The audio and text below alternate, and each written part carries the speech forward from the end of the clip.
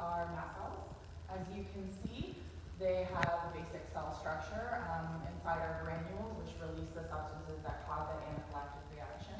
These granules contain histamine, heparin, tumor necrosis factor, other sorts of substances that cause an inflammatory response. Our eye receptor, that is the main touching point for the start of the allergic reaction. We'll focus in on this mast cell here. Around it is an immunoglobulin called IgE. It evolved alongside the mast cell in order to protect humans from parasitic infections. But we live in a pretty clean world today, so we no longer need that protection.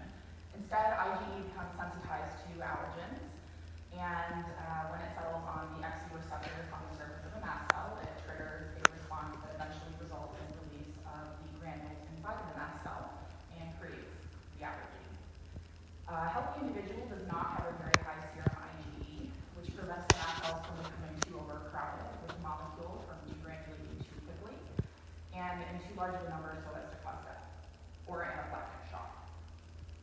So here we see an allergen becoming exposed to the IgE becoming exposed to an allergen. The IgE recognizes it and is stimulated, settles on the surface of the Fc receptors, cross-links them, resulting in a chain reaction that results in degranulation and release of the histamine, heparin, and inflammatory molecules into the body. This molecule, called interleukin-2 inducible T cell kinase, or ITK, is a tyrosine kinase from the TEC family. It plays an important role in many parts of the immune system. It serves as a regulator of T cell development, a signal amplifier for T cell receptors, a key component in energy transfer downstream of Fc receptors in mast cells, and a key player in the generation of T helper cells, which in turn generate the cytokine IL-4.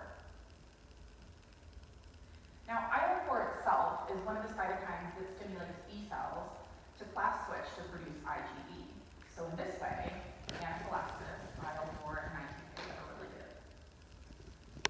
But if the connection is so clear, why do a study like this? Why do we care? The fact is, severe allergies remain a serious and often deadly issue for many people. ITK is such an important molecule and plays such an important role in so many processes within the body that by studying it, we can perhaps elucidate a role for it in immunotherapy. So let's get started. This is my friend, the ITK deficient mouse. He has a couple of special characteristics. First, it has a high serum IgE. Second, it has a reduced allergic response. In fact, these two states are related. It has been suggested that a very high serum IgE is responsible for that reduced allergic response because it actually crowds Fc receptors on the surface of mast cells and prevents the allergen-sensitized IgE from sitting down and activating the allergic response. So theoretically, by reducing serum IgE, we can restore the allergic response, right? Well, we could do that very easily by knocking out an IL-4 receptor. Because if you remember earlier, IL-4 is very important to the creation of IgE. Here we see an IL-4 receptor knockout mouse. Close friend of the ITK knockout mouse. It presumptively has very low or no serum IgE because its IL-4 has no receptor to which send a signal through. As for its allergic response, we don't know. So we assume that it is close to a wild-type response because if you inject this mouse with sensitized IgE, that's the only IgE that's in the system, so theoretically it'll sit on the mast cells will degranulate, and you'll have a wild-type response. Which kind of means that an IL-4 receptor knockout mouse can serve as a perfect model of what might happen if we restore allergic function in an ITK knockout mouse by the methods I just described. But for now, we will simply leave it because we haven't tested it yet. So it's a question to be explored. Again, if we can understand just how to turn on and off an allergic response, we can better the lives of many people. In order to be explored properly, our experiment consisted of 4 mouse strains: a wild-type model, an ITK deficient model, an IL-4 receptor alpha knockout model, and a double knockout model with ITK and the IL-4 receptor. That looks great. Our first experiment compares the 2 mice to determine their reactions using a passive passive systemic anaphylaxis experiment. On day 1 of the experiment, we use an injection intraperitoneally of anti-DNP IgE. DNP is a protein that is commonly used to stimulate an allergic reaction in immunology studies. On day 2, we actually give the mouse an IV injection of the DNP, and then we immediately start recording temperatures for an hour. Mouse anaphylaxis is actually different than what you might think of as human anaphylaxis. Mice actually experience a really severe temperature drop, and that's usually seen like the first 20 minutes is the most noticeable. So here are our results from this experiment.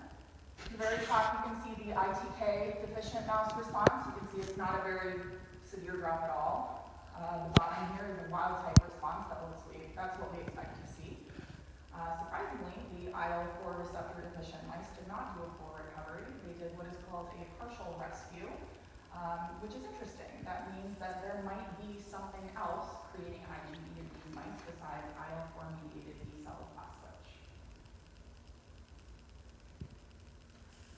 So they're very interesting results. And next we wanted to determine if perhaps there was an altered number of mast cells between wild type and knockout strains that was causing this discrepancy. So we performed peritoneal lavage and gathered samples from each mouse strain and analyzed them via flow cytometry. In all, there was no significant difference in peritoneal mast cell counts between the strains. However, because there are more peritoneal mast cells in the double knockout strain, it could suggest that IL-4 is a potential negative regulator of peritoneal mast cell production. So that's pretty interesting. We wondered if perhaps previous studies were correct in their theory that serum IgE crowding the surface of mast cells prevents the ITK deficient mice from reacting appropriately. Here we see the flow cytometry for surface IgE on peritoneal mast cells. You look at the wild type mouse and you see that we have a very low amount of surface IgE that's appropriate. These mast cells are primed and ready to react in the event of an allergic response. We see an ITK deficient mouse with a very high amount of surface IgE. This correlates directly with its passive anaphylactic response, or lack thereof. And finally, we see the double knockout, where we again see that return to the wild type state of surface IgE. Had we seen these results first, we would have thought, okay, yeah, this double knockout mouse is going to go straight to a wild type response, which, as we already know, it did not. To confirm this finding, we investigated whether the Fc receptors on mast cells were occupied by IgE, or if perhaps it was something else. Here you see the mean fluorescence intensity for the Fc receptors. The ITK deficient mouse had very low levels. This indicates that perhaps there's either a very low amount of Fc receptors or that detection is blocked by something sitting on the Fc receptors. When you add the MFI for IgE, you get a clearer picture. You can see now the ITK deficient mice are the ones with the most surface IgE, but the least detectable surface Fc receptors, indicating that those Fc receptors are occupied by IgE. And so to fully understand the peritoneal mast cell surface landscape, it's necessary to add together those results. So you can see a basic estimate of how many Fc receptors are on each different cell type. There's a significant difference in results between the ITK knockout and the double knockout, supporting a role for IgE and possibly IL-4 in the creation of Fc receptors. Our final investigation was into serum IgE levels in each strain, pre-treatment to confirm levels. As in previous studies, serum IgE in ITK deficient strains was found to be significantly higher. So let's review it now. An IL-4 receptor knockout, or an ITK IL-4 receptor double knockout, that should have a close to wild-type allergic response, does not. Instead, it displays what's called partial rescue, or a partial, yet significantly different, return to a wild-type status. This suggests our first implication from this study, that there may be an alternate source of IgE in these mice other than IL-4 mediated B-cell class switch. Second, we confirm that, as in previous studies, high serum IgE in ITK knockout mice is responsible for a reduced allergic response. Third, we surprisingly found that ITK IL-4 receptor double knockout mice have the lowest estimated amount of Fc receptors, and IL-4 receptor knockout mice the second lowest, indicating that IgE and IL-4 may play a role in regulating Fc receptors. And fourth, even though the results were not significant with the number of samples tested, the higher overall amount of mast cells in the peritoneum of the double knockout mice indicates a possible negative regulatory role for IL-4 in the generation of peritoneal mast cells. So ultimately, this project elucidated an entirely new part of the allergic pathway involving ITK and IL-4. Further experiments could go on to explore mast cell numbers in other tissues, the use of ITK or IL-4 inhibitors to affect different parts of the allergic response, or even examine the role of other Th2 cytokines, such as IL-13, which is also known to play a part in the generation of IgE. Our hope, of course, is to one day understand the allergic process so fully that we can eradicate allergies entirely, from the basic A, B reason to the devastating of allergy. I'd like to thank the entire August lab, especially Amy Redko and Kelly Zimmerman, who kept me sane and alive this summer, despite many mouse bites.